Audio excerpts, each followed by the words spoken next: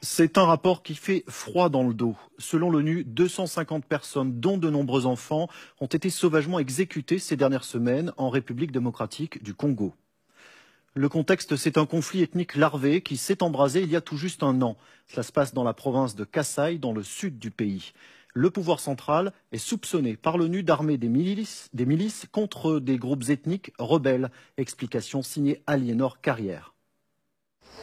Dans ce champ géré par l'ONU, les milliers de déplacés du Kasaï réapprennent à vivre.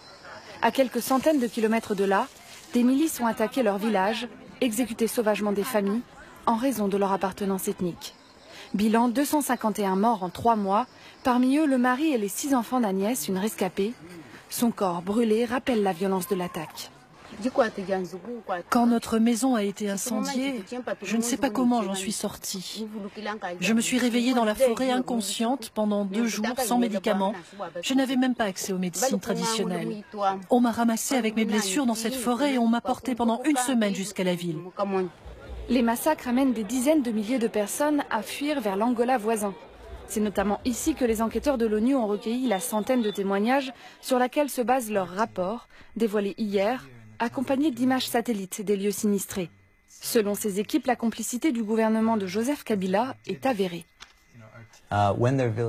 Nous avons découvert que lorsque les villages étaient attaqués, les assaillants arrivaient accompagnés souvent de la police ou alors d'officiels locaux ou de membres de l'armée.